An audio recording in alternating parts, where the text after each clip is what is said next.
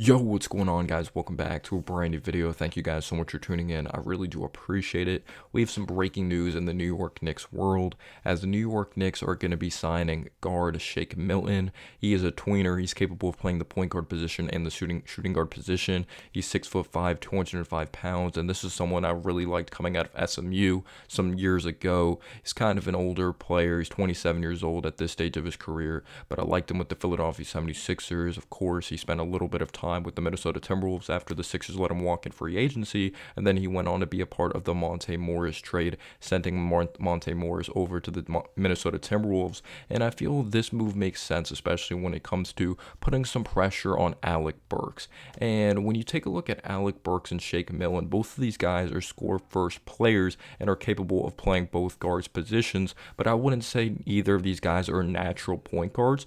But I will say Alec Burks, he could score the basketball, but I feel he looks to force the issue a little bit more. Well, if you take a look at Shake Milton, I feel he's more methodical and under control in his ISO situations when it comes to creating his own shot. His best year with the Philadelphia 76ers actually came back in the 2020 to 21 season, and I believe this is when the crowds weren't full capacity, but he scored the heck out of the basketball that season, 13 points per game. He shot 45% from the field, which is pretty efficient, around league average, 35% from three, so like right at league average. His career high in assist is around 3.2, so don't expect him to dime guys up like crazy. He can make basic reads, but he is a three-level scorer. He's not crazy strong, but he does bring some size at 6'5" at a guard position, and he's someone that is a natural scorer of the basketball. I feel it's good to not give just overall comfortability to Alec Burks and just Leon Rose, Tom Thibodeau showing like, Alec Burks, if you don't produce, I know we brought you in through a trade. If you don't produce, we have Shake Milton that could take your spot and score the basketball in a more methodical way. But since that 13 point per game season, his career has kind of went down a little bit. You could say due to the productivity, Tyrese Maxey, he wasn't starting right off the bat when he came in his rookie year with the Philadelphia 76ers. He was getting some minutes off the bench. It was inconsistent. So the minutes were kind of weird with Shake Milton, but no doubt in my mind, even Tyrese Maxey, I thought was a better player than Shake Milton his rookie year, just when it comes to overall upside. But a couple years after the 2020 to 21 season, he averaged 8 points per game.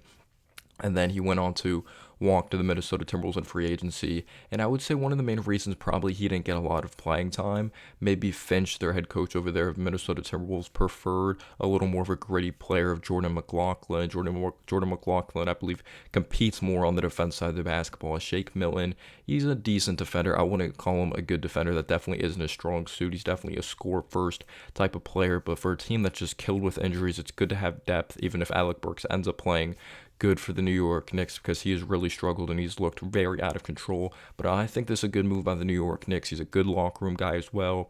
I remember watching vlogs when Matisse Thybulle was vlogging when it came to the bubble. Seems like a down-to-earth dude, puts in the work. You just gotta love that name, Shake. And I believe he was named Shake. I forgot the specific reason, but I believe his father lost a bet, so he had to name him Shake. Like, I believe Shake's, or it's like kind of his nickname. Maybe Shake's not his real first name, but they call him that maybe because of a bet that went down. Maybe I'm thinking about a different player there. Correct me down below in the comment section.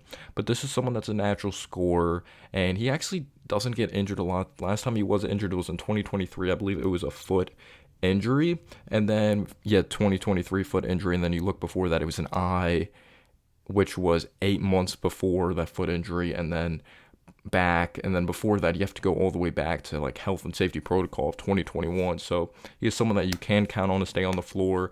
And even though he didn't do a lot in a Detroit Pistons uniform, because the Pistons are looking towards their youth movement, that's why he didn't get a lot of minutes, because obviously he's more experienced. But you even take a look at it, in only 15 minutes per game, he averaged 7 points per game, 6.8 points per game.